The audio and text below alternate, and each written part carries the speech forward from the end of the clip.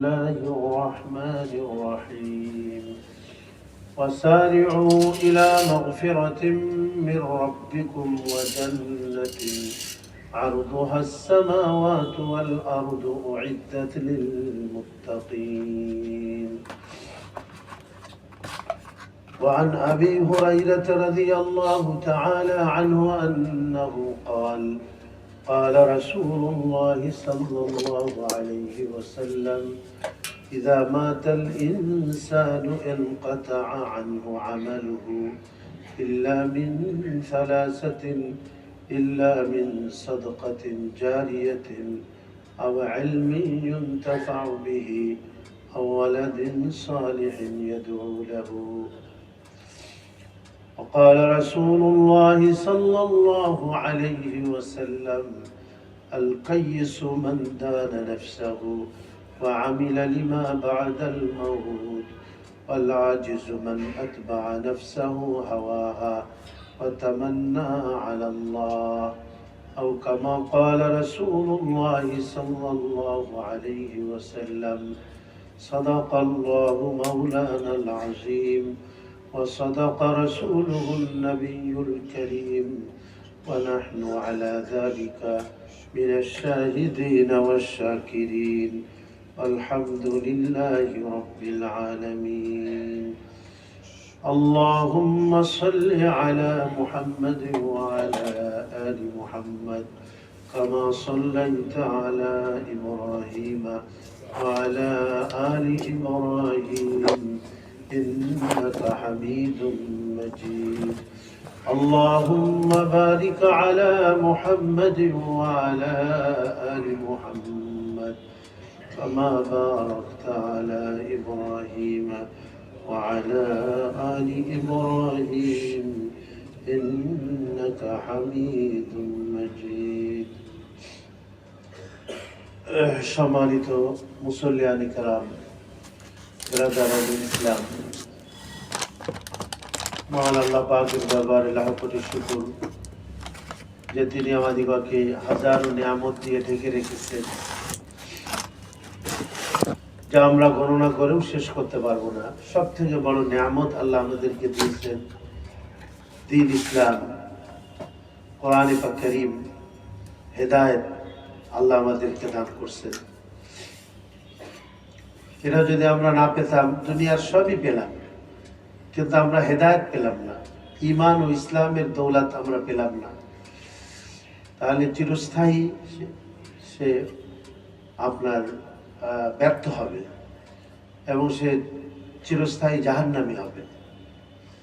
আর যে দ্বীন ইসলাম পেল, হেদায়েত পেল, ঈমান এবং নেক আমলের তৌফিক সে পেল, তো সে হয়তো গুনাহের কারণে আল্লাহ যদি মাফ করে দেন তাহলে তো আল্লাহ পাকের ব্যাপার, আর শাস্তি দিলেও তিনি দিতে পারেন, কিন্তু সে চিরস্থায়ী জাহান্নামে থাকবে না। তো তার ওই ঈমানের কারণে আল্লাহ পাক তাকে একদিন জাহান্নাম থেকে শাস্তি ভোগ করার পরে তার মুক্তির ব্যবস্থা করবেন আল্লাহ, এবং চিরস্থায়ী জান্নাত দান করবেন আল্লাহ পাক তাকে। এই জন্য সব থেকে বড় নিয়ামত হলো এইটাই। আর অন্যান্য নিয়ামত আল্লাহ কাফের মুশরিককেও দিয়েছেন, বরঞ্চ আরো তাদেরকে বেশি দিয়েছেন। আপাত বিপদ দুনিয়ার লাইনে দেখা যায় তাদের কম, আর মুসলমানদের একটু বেশি। তো আল্লাহ নবীজি আলাইহিস সালামকেও বলছেন যে ইয়া রাসূলুল্লাহ, আপনি এই চাটাইয়ের উপরে শুয়ে আছেন আর আপনার ঘরে কোনো খাবার নাই, আর কাফের মুশরিক পারস্য তারা কত সমৃদ্ধি, কত সম্পদের মধ্যে তারা ডুবে আছে। তো নবীজি আলাইহিস সালাম বলছেন এই কথা যে হে ওমর, তোমাকে তুমি যেন ধোঁকার মধ্যে না পড়ে যাও। আল্লাহ তাদেরকে দুনিয়াটাই তাদের জন্য বেহেশত বানাই দিয়েছে, আখিরাতে তাদের কোনো অংশ নাই। আর মুমিনের জন্য দুনিয়াটা তো জেলখানা, আর দুনিয়া সিজনুল মুমিন, মুমিনের জন্য জেলখানার মতো, কারাগারের মতো। কারা কর্তৃপক্ষ তার জন্য যা বরাদ্দ করবে সেটাই তাকে গ্রহণ করতে হবে বা সেভাবেই তাকে চলতে হবে। আর আর দুনিয়া জান্নাতুল কাফের, আর কাফের মুশরিক বেদিন যারা, তাদের জন্য দুনিয়াটা হলো জান্নাত, অর্থাৎ যেখানে কোনো রিস্ট্রিকশন নেই, যেখানে কোনো বাধা নিষেধ কিছুই থাকবে না। তো এই জন্য আল্লাহ পাক দুনিয়াতে একটু কষ্ট হইলেও আল্লাহ ইমানদারদেরকে আখেরাতে দান করবেন। এই জন্য কোরআন শরীফে ওই আয়াতটা প্রসিদ্ধ সূরা আলে ইমরানে, লা ইয়াগুররান্নাকা তাকাল্লুবুল্লাযীনা কাফারু ফিল বিলাদ, তারা পৃথিবীতে কাফের মুশরিকরা তাদের যে দাপট দেখাচ্ছে, এটা যেন আপনাকে ধোঁকার মধ্যে না ফেলে দেয়। মাতাউন কালিলুন সুম্মা মাওয়াহুম জাহান্নাম, স্বল্প দিনের জন্য তাদেরকে এই দুনিয়াতে দেওয়া হয়েছে, অথবা তাদের ঠিকানা, অতঃপর তাদের ঠিকানা হবে জাহান্নাম। আর মুমিন যারা, তাদের ঠিকানা হবে জান্নাত। আল্লাহ আমাদের সবাইকে জান্নাত নসিব করেন। কিন্তু জান্নাতের আমল করতে হবে, জান্নাতের কাজ করতে হবে। হ্যাঁ, শুধু আশা করলেই হবে না। এই জন্য একটা হাদিস আমি পড়েছি, যে হাদিসে নবীজি বলছেন, অনেকে আমরা এই হাদিস শরীফটা জানি, আল কাইয়িসু মান দানা নাফসাহু ওয়া আমিলা লিমা বা'দাল মাউত। হ্যাঁ, যে বুদ্ধিমান হলো ওই ব্যক্তি, হ্যাঁ, যে তার নফসের হিসাব নেয়, নিজের হিসাব নেয়, আমি কি করলাম, আমি কি করতেছি, হ্যাঁ, আমার মৃত্যুর পরে কি অবস্থা হবে, আল্লাহর সামনে তো আমাকে দাঁড়াতে হবে, আমার জীবনের হিসাব কিতাব দিতে হবে। এই হিসাব সে গ্রহণ করে। আমিলা লিমা বা'দাল মাউত, এবং মৃত্যুর পরের জীবনের জন্য সে নেক আমল করে, নেক কাজ করে, সে হলো বুদ্ধিমান। আল আজিজু, নির্বোধ হলো কোন ব্যক্তি, মান আতবা নাফসাহু হাওয়াহা, যে নিজেকে প্রবৃত্তির পিছনে লেলিয়ে দেয়। প্রবৃত্তি তাকে যেদিকে তাড়িত করে সেদিকেই সে তাড়িত হয়, সেদিকেই সে চলে। ওয়া তামান্না আলাল্লাহ, এবং আল্লাহ পাকের উপরে সে ব্যর্থ আশা রাখে, আল্লাহ ক্ষমাশীল, কিন্তু ইচ্ছাকৃতভাবে সে তার নফসের অনুকরণ এবং অনুসরণ করে। সেই ব্যক্তি হলো নির্বোধ। কার কখন মৃত্যু চলে আসে কেউ আমরা বলতে পারবো না। হ্যাঁ, সবাইকে এখান থেকে আমাদেরকে চলে যেতে হবে, কেউ আমরা এই পৃথিবীতে থাকতে পারবো না। এই জন্য বুদ্ধিমান হলো ওই ব্যক্তি যে মৃত্যুর আগে আগে সে আখেরাতের প্রস্তুতি নিয়ে নেয়। হ্যাঁ, এই জন্য নেক আমল করে। যা গত সপ্তাহে আমরা বলছিলাম যে শীতকাল আল্লাহ তাআলা আমাদেরকে দিয়েছেন, এটাও একটা আমাদের নেক আমলের জন্য অনেক সুযোগ। রাত্রেবেলায়ও আমরা নামাজ পড়তে পারি, তেলাওয়াত, জিকির, আজকার, তাসবিহ, তাহলিল, এগুলি আমরা করতে পারি। দীর্ঘ রাত হয়, রাতটা লম্বা। দিনের বেলায় আমরা বেশি বেশি রোজা রাখতে পারি। দিনের সময়টা অনেক স্বল্প সময়, টের পাওয়া যাবে না, রোজা রাখলে কষ্ট তেমন হবে না। এই জন্য আর অন্যান্য কাজকর্ম, যারা শীতে জর্জরিত, কষ্ট পাচ্ছে, তাদেরকে আমরা সাহায্য সহযোগিতা করতে পারি, এবং করে আমরা আমাদের নেক আমল করতে পারি। এগুলি গত সপ্তাহে আলোচনা হয়েছে। এই সপ্তাহে আমি একটা জিনিসের প্রতি সবারকে দৃষ্টিপাত করতে চাচ্ছিলাম, সেটা হলো যে মৃত্যুর পরে যে আমলগুলি জারি থাকবে, যে আমলের সওয়াব প্রবাহমান থাকবে, সেই ধরনের আমল আমাদের করে যাওয়া উচিত। আমরা জীবদ্দশাতে যে আমল করতেছি এগুলো তো মৃত্যুর সাথে সাথে বন্ধ হয়ে যায়। হাদিস শরীফে আসছে, ইযা মাতাল ইনসান ইনকাতাআ আনহু আমালুহু, যে মানুষ যখন মারা যায়, তো মারা যাওয়ার সাথে সাথে তার যে আমল করতে থাকে, সে নামাজ পড়তে থাকে, তেলাওয়াত করতে থাকে, জিকির, আজকার, তাসবিহ ইত্যাদি করতে থাকে, তার সব আমলগুলো বন্ধ হয়ে যায় মৃত্যুর সাথে সাথে। আল্লাহ তাআলা এই দুনিয়ার জীবনটাই দিয়েছেন আমাদের নেক আমলের জন্য। আর দুনিয়া মাজরাআতুল আখিরা, আখিরাতের ক্ষেত বাড়ির। এইখানে যা আমরা করব মৃত্যুর আগে আগে, এটা আমাদের আখিরাতে সঞ্চয় হবে, আখিরাতের পুঁজি হবে। আর মৃত্যু যখন এসে যায়, মানুষের সব আমল বন্ধ হয়ে যায়।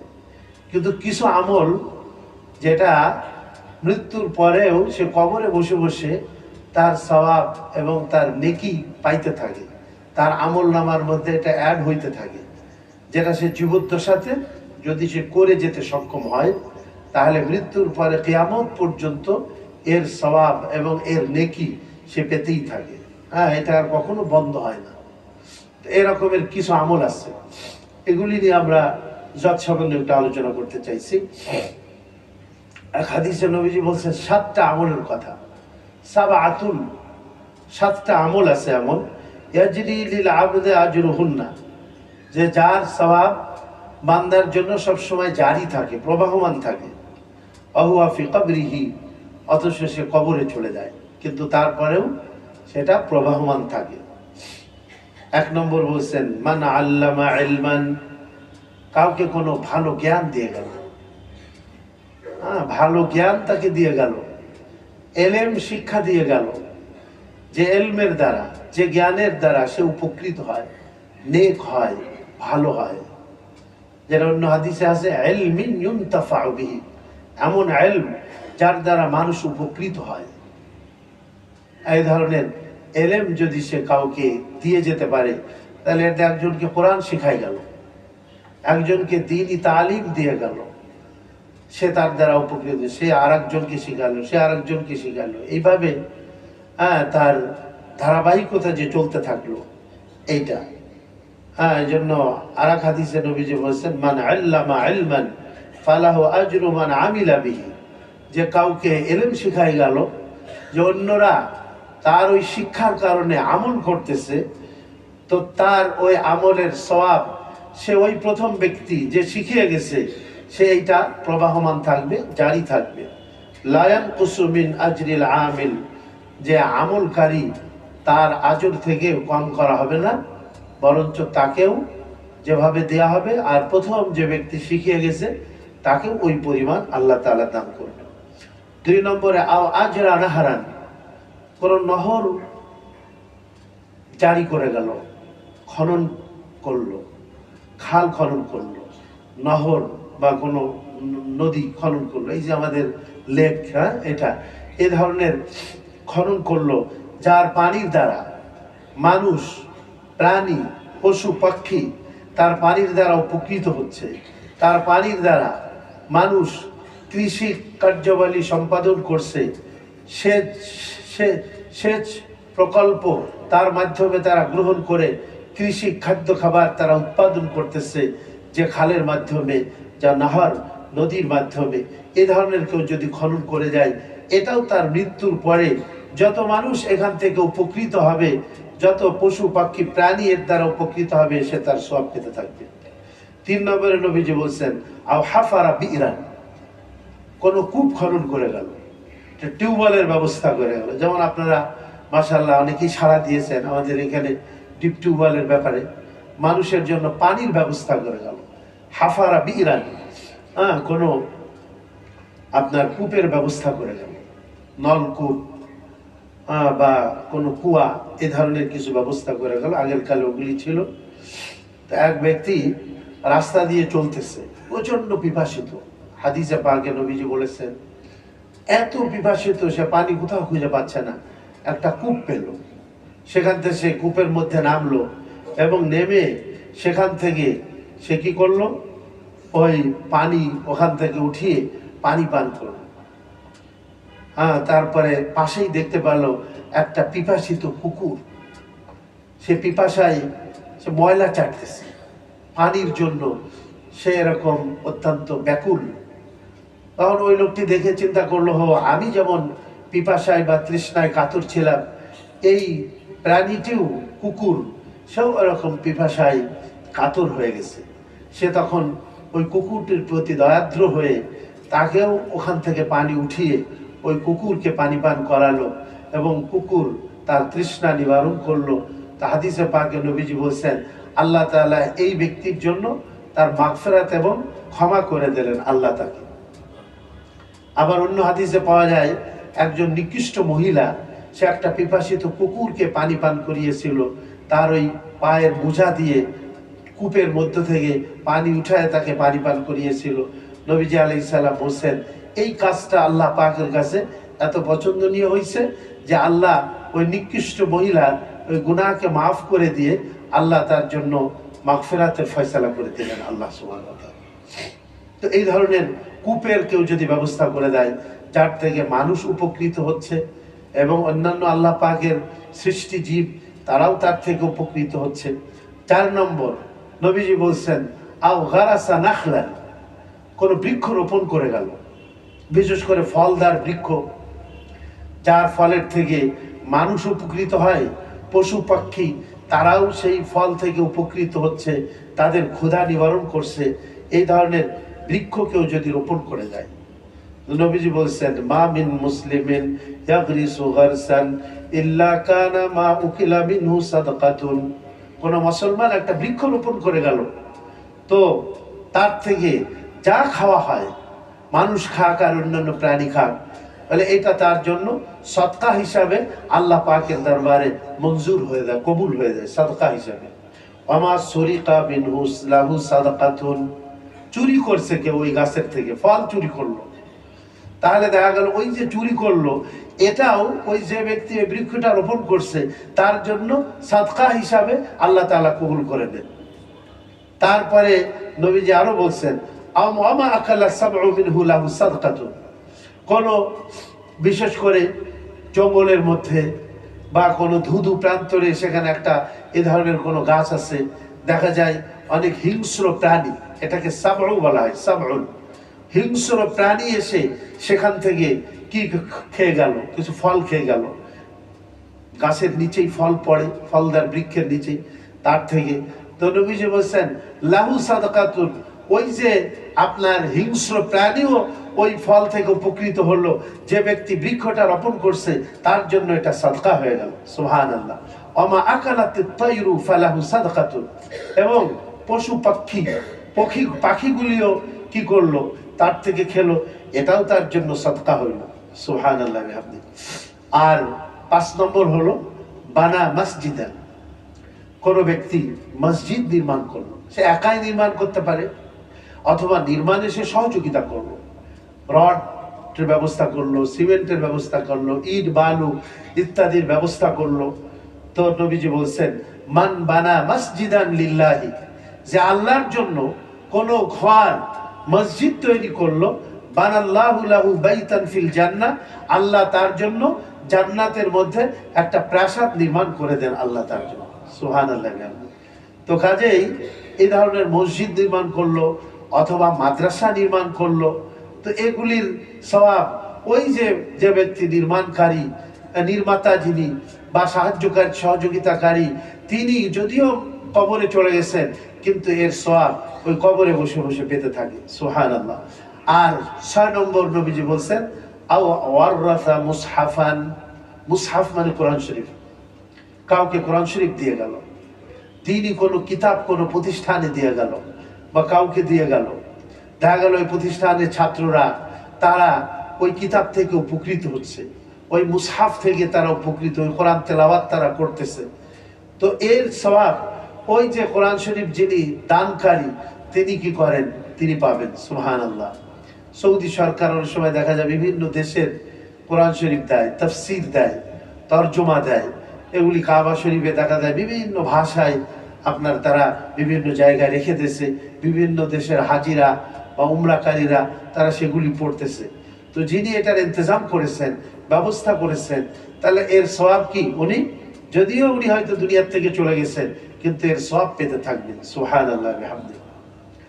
আর 7 নম্বর হলো আও তারাকা ওয়ালিদান ওয়ালাদান ইস্তাগফিরু লাহু বা'দা মাউতিহি, নবীজি বলেন সন্তান সন্ততি রেখে গেল, সন্তান সন্ততি রেখে গেল যে তার মৃত্যুর পরে পিতার জন্য ইস্তেগফার করে, ক্ষমা প্রার্থনা করে, মাতার জন্য ক্ষমা প্রার্থনা করে, যে আল্লাহ আমার মা বাবা আমাকে তো শিখিয়ে গেছে, কোরআন শিখিয়ে গেছে, আমাকে দ্বীন ইসলাম শিখিয়ে গেছে, আমাকে নেক এবং সৎ পথে চলার জন্য তারা আমাকে উপদেশ দিয়ে গেছেন, তারা আমাকে শিখিয়ে গেছে, তো এই যে আল্লাহ তুমি তাদেরকে মাফ করে দাও, তাদেরকে ক্ষমা করে দাও। তাছাড়া এমনিতেও তো দোয়া আল্লাহ নিজেই শিখাইছেন ওয়াকুল, এবং হে সন্তান তুমি বলো তোমার পিতা মাতার জন্য রব্বির হামহুমা কামা রাব্বায়ানি সগীরা। যে আল্লাহ, তুমি আমার পিতামাতাকে ছোটবেলায় যেমন তারা আমাকে লালন পালন করেছে, দয়া মায়া আদর সোহাগ করে, তুমিও আজকে তাদের উপরে দয়া করো, রহম করো, তাদেরকে মায়া করো, তাদেরকে তুমি মাফ করে দাও। আবার আল্লাহ শিখিয়েছেন যে দেখো, তোমার মা বাপের সাথে নম্রভাবে কথা বলো। আখফিদ লাহুমা জানাহা যুল্লি মিনার রাহমা, তোমার দয়ার ডানা তুমি তাদের সামনে বিছিয়ে দাও। আবার বলছেন ওয়ালা তানহারহুমা, চোখ বড় বড় করে তাকাবে না, তাদেরকে কখনো ধমকের স্বরে কথা বলবে না। তাদের সামনে তুমি তোমার নম্রতার ডানাকে বিছিয়ে দাও তোমার তাদের সামনে। ওয়ালা তাকুল লাহুমা উফিন, এবং তাদের সাথে তুমি এমন আচরণ করো না তারা কষ্ট পেয়ে শব্দ মুখ দিয়ে জবান দিয়ে উচ্চারণ করে। হে সন্তান, ছেলে মেয়ে, তোমার পিতামাতার সাথে তুমি এমন কথা বলবা না পায়ে তারা অন্তরে একটু কষ্ট পাবে, বরঞ্চ তুমি তাদের জন্য সব সময় দোয়া করতে থাকো। অকুর রব্বির হামহুমা কামা রাব্বায়ানি সগীরা, যে আল্লাহ, আমার মা বাবাকে তুমি মাফ করে দাও আর দয়া করো যেমন তারা আমাকে ছোটবেলায় কি করেছে, দয়া করেছে। তো এই হাদিসে এই 7টা। আর আরেক হাদিসে আসছে 8 নম্বর, কোন ইসলামী রাষ্ট্রের সীমান্তকে পাহারা দেওয়া, এটাকে বলে মোরাবেত। মোরাবেত বলা হয়। নবীজি বলছেন আর বাতুন, এই হাদিসে 4টার কথা সওয়াব এমন আছে, তাজরি আলাইহিম উজুরুহুম বাদাল মাউত, মৃত্যুর পরে তার সওয়াব এবং তার নেকি প্রবাহমান থাকে, জারি থাকে। তার মধ্যে অন্যতম নবীজি বলছেন মুরাবিতুন ফি সাবিলিল্লাহ, আল্লাহর রাস্তায় সীমান্ত পাহারা দিতেছে, যেন ইসলামী রাষ্ট্রের স্বাধীনতা সার্বভৌমত্ব কোন কাফের রাষ্ট্র যেন নষ্ট না করতে পারে, হামলা করতে না পারে, এর জন্য সে ইসলামী রাষ্ট্রের সীমান্ত কি করতেছে, পাহারা দিতেছে। তো এই যে ইসলামী রাষ্ট্রের সীমান্ত পাহারা দিল, সে হয়তো মৃত্যুবরণ করবে, সে থাকবে না, কিন্তু এই যে লক্ষ লক্ষ মানুষের তাদের জান মাল ইজ্জত আবরু, তাদের যে জীবনের নিরাপত্তার জন্য সে পাহারা দিছে, এর সওয়াব সে কবরে বসে বসে পেতে থাকবে। সুবহানাল্লাহ ওয়া বিহামদিহি। আরেক হাদিসে আমাদের নবীজি বলেন কুল্লু মাইয়িতিন ইখতামু আলা আমালিহি, প্রত্যেক মৃত ব্যক্তি তার আমল খতম হয়ে যায়, মৃত্যুর সাথে সাথে বন্ধ হয়ে যায়। ইল্লাল্লাযী মাতা মুরাবিতান ফি সাবিলিল্লাহ, হ্যাঁ, যে ব্যক্তি আল্লাহর কোন ইসলামী রাষ্ট্রের সীমান্ত পাহারা দিতে গিয়ে যে মৃত্যুবরণ করলো, তার ফাইন্নাহু ইয়ানমু আমালিহি ইলা ইয়াউমিল কিয়ামা, কিয়ামত পর্যন্ত তার আমল কিন্তু জারি থাকবে এবং বাড়তেই থাকবে। আল্লাহু আকবার। ওয়া ইয়ামানু ফিতনাতাল কবর, এবং আল্লাহ তাবারক ওয়া তাআলা ওই সীমান্ত পাহারাদার যে ছিল সে ইসলামী রাষ্ট্রের ইসলামী সীমান্তের, তো কি হবে, ইয়ামানু ফিতনাতাল কবর, কবরের ফিতনা এবং কবরের আযাব থেকে আল্লাহ রাব্বুল আলামিন তাকে হেফাজত করবেন। হ্যাঁ, তাকে নাজাত ও মুক্তি দান করবেন কবরের আযাব থেকে। 9 নম্বর হলো এক হাদিসে রাসূল করিম আলাইহিস সালাতু ওয়াস সালাম বলেন ইন্না মিম্মা ইয়ালহাকুল মুমিন মিন আমালি ওয়া হাসানাতিহি বাদা মাউতিহি ইলমুন আল্লামাহু ওয়া নাশারাহু ওয়া ওয়ালাদান সালিহান তারাকাহু মুসহাফান ওয়ারাসাহু আও মসজিদান বানাহু আও বাইতান লিইবনিস সাবিলি বানাহু। মুসাফির যারা, অনেক সময় টাকা পয়সা থাকে না, হোটেলে থাকবে বেচারারা, সফরের মধ্যে আছে, কেউ একটা মুসাফির খানা বানাই গেল, মুসাফিরদের জন্য ফ্রি থাকে সেখানে, অথবা নাম কেউ আসতে হয়তো অল্প স্বল্প সেখানে সে কিছু দেয়, দিয়ে সেখানে এত রাতটুকু কাটালো, থাকলো, বা সেখানে থাকা খাওয়ার ব্যবস্থা। আমরা একবার নওগাঁ গেলাম, ওখানে পোরশা একটা থানা আছে, পোরশা।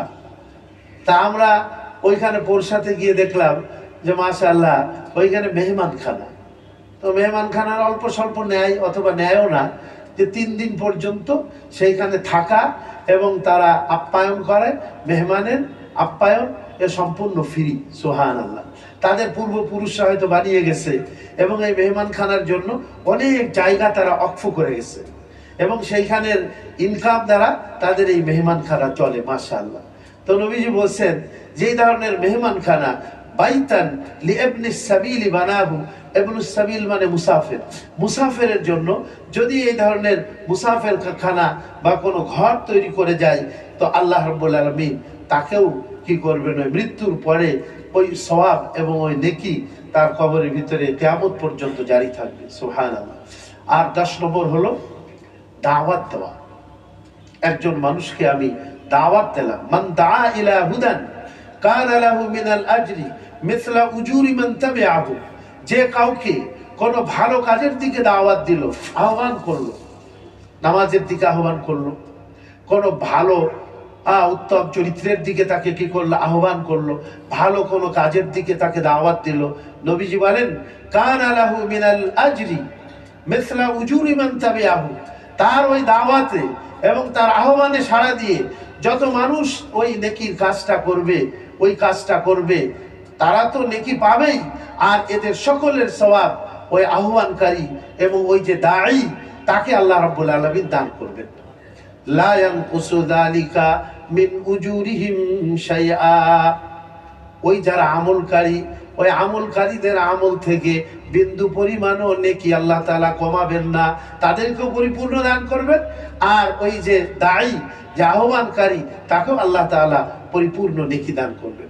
এর উল্টা নবীজি সেটাও বলছেন, ওয়ামান দাআ ইলা যালালাতিন, যে কোনো গুমরাহির দিকে, কোনো পাপ কাজের দিকে আহ্বান করলো, মানুষকে পাপের দিকে ডাকলো, আহ্বান করলো, তো কানা আলাইহি মিনাল ইসমি মিসলা আসামি মান তাবিআহু, যারা তার ওই ডাকে সাড়া দিয়ে ওই পাপ কাজের মধ্যে লিপ্ত হলো, শত শত মানুষ, বা যতদিন পর্যন্ত এই ধারা চলতে থাকবে, তো এর গুনাহ এবং এর পাপটা ওই যে প্রথম ব্যক্তি যে আহ্বানকারী ছিল বা আবিষ্কারকারী, যে তার সমস্ত গুনাহ হতে থাকবে।